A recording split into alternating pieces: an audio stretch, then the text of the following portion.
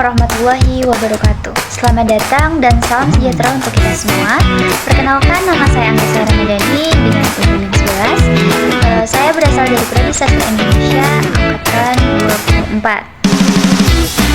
Pada kesempatan kali ini, saya akan memaparkan materi dengan judul Hakikat, Ciri-ciri, dan Fungsi Bahasa, di mana bisa kita ketahui bahwasanya bahasa merupakan salah satu aspek terpenting dalam kehidupan manusia. Melalui bahasa, manusia dapat berpikir, berinteraksi, dan membangun peradaban.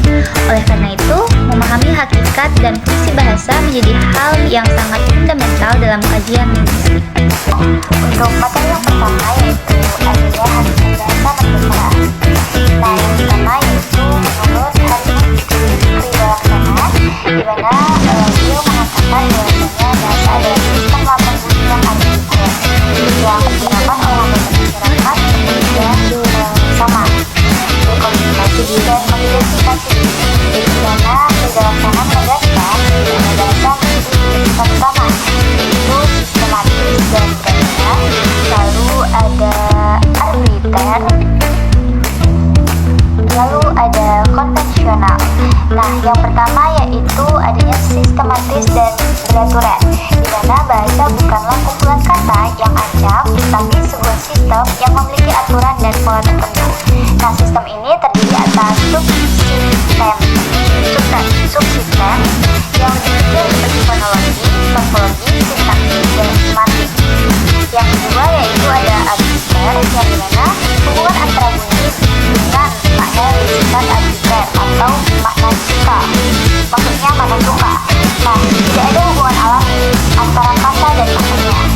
Lalu yang ketiga ada konvensional, dengan penggunaan bahasa didasarkan pada kesepakatan masyarakat. Artinya, makna kata berlaku karena disetujui bersama oleh para penutur bahasa tersebut. Selanjutnya yaitu ada dari Stephen Ullman, di mana beliau mendefinisikan bahwa bahasa ini sebagai sistem bunyi yang tersimpan dalam pikiran seseorang.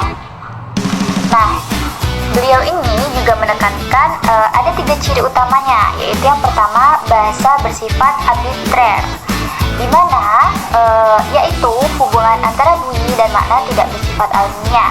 Yang kedua ada bahasa bermakna, yang dimana artinya setiap unsur bahasa mengandung makna yang bisa bersifat leksikal, gramatikal, maupun referensial. Lalu yang ketiga ada bahasa bersifat linear, yaitu di mana unsur-unsur bahasa diucapkan secara berurutan dalam satu garis waktu. Nah, selanjutnya itu ada ciri-ciri bahasa, di mana dari sebagian atau berbagian pandangan ahli yang sudah saya jelaskan di awal, dapat disimpulkan bahwa bahasa ini memiliki sejumlah ciri khas, antara lain yaitu yang pertama arbiter, di mana hubungan antara bunyi dan makna berdasarkan kesepakatan, bukan hanya hubungan alami saja. Lalu yang kedua yaitu ada konvensional, yang dimana dipahami bersama oleh komunitas penutur.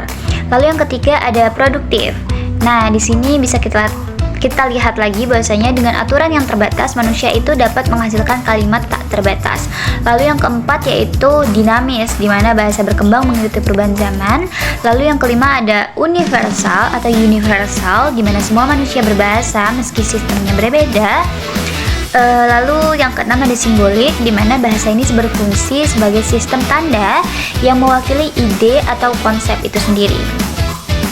Lalu selanjutnya yaitu yang ketujuh ada bersuara. Nah, kita tahu sendiri bahwasanya wujud utama bahasa itu ya bunyi ujaran itu sendiri.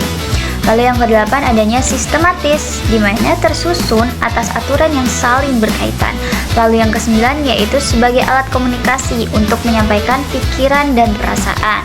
Lalu yang terakhir atau yang ke-10 yaitu sebagai identitas sosial dan budaya, di mana mencerminkan kepribadian masyarakat penuturnya. Baiklah, selanjutnya saya akan menjelaskan materi terakhir yang akan saya jelaskan, yaitu tentang fungsi bahasa dalam psikolinguistik. Nah, bahasa ini kan memiliki peran penting dalam bidang psikolinguistik, di mana kita itu di situ mempelajari hubungan antara bahasa dan proses mental manusia. Pertama yang kita akan bahas yaitu fungsi psikolinguistik dalam menyelesaikan masalah berbahasa.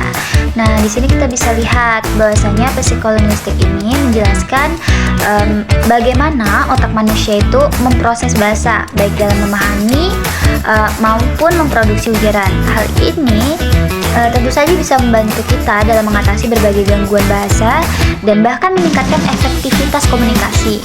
Lalu selanjutnya yang kedua yaitu tentang fungsi bahasa sebagai proses mental dan kognitif. Nah, di sini itu bahasa itu berperannya sebagai instrumen berpikir, di mana melalui bahasa itu sendiri manusia mampu mengidentifikasi, bahkan mengurutkan dan mengembangkan pikiran secara sistematis. Lalu yang ketiga yaitu adanya fungsi bahasa dalam memperoleh dan pembelajaran bahasa, di mana psikolinguistik itu sendiri membantu kita memahami bagaimana anak memperoleh bahasa pertamanya dan bagaimana seseorang ini mempelajari bahasa kedua, sehingga proses pengajaran bahasa dapat disesuaikan dengan cara kerja otak dan memori. Lalu yang keempat yaitu adanya fungsi bahasa sebagai alat komunikasi dan sosial, di mana bahasa itu sendiri bukan sekedar sarana untuk menyampaikan pesan itu sendiri, tetapi juga untuk membangun identitas dan hubungan sosial antar individu. Nah, selanjutnya yang kelima yaitu adanya fungsi bahasa dalam aspek neurologi, di mana dalam penelitian psikolinguistik itu menunjukkan peran area otak seperti Broca dalam Wernicke itu dalam memproduksi serta memahami bahasa, di mana kajian ini penting dalam diagnosis dan terapi gangguan bahasa akibat kerusakan otak atau kerusakan otak begitu. Nah, yang terakhir itu ada fungsi bahasa sebagai alat berpikir dan pemecahan masalah. Di sini kita bisa melihat sendiri bahwasanya bahasa itu memungkinkan manusia untuk berpikir secara abstrak, logis, bahkan reflektif. Dan dengan bahasa itu sendiri, manusia dapat mengorganisasi ide dan mengambil keputusan secara rasional. Begitu. Baiklah, mungkin itu saja materi yang bisa saya sampaikan, dan sebagai penutup di sini dapat kita simpulkan bahwasanya bahasa ini merupakan sistem lambang bunyi yang bersifat arbitral, konvensional, dan bermakna, di mana bahasa ini tidak hanya menjadi alat komunikasi, tetapi juga sebagai sarana berpikir, berinteraksi, serta membentuk identitas sosial dan budaya. Nah, dengan adanya kita memahami hakikat, ciri-ciri, dan fungsi bahasa, di sini kita dapat melihat atau lebih menghargai peran bahasa itu sendiri dalam kehidupan manusia sebagai cerminan dari cara berpikir dan peradaban manusia itu sendiri. Baiklah, itu tadi pemaparan materi dari saya. Kurang lebihnya saya mohon maaf. Saya akhiri. Wassalamualaikum warahmatullahi wabarakatuh.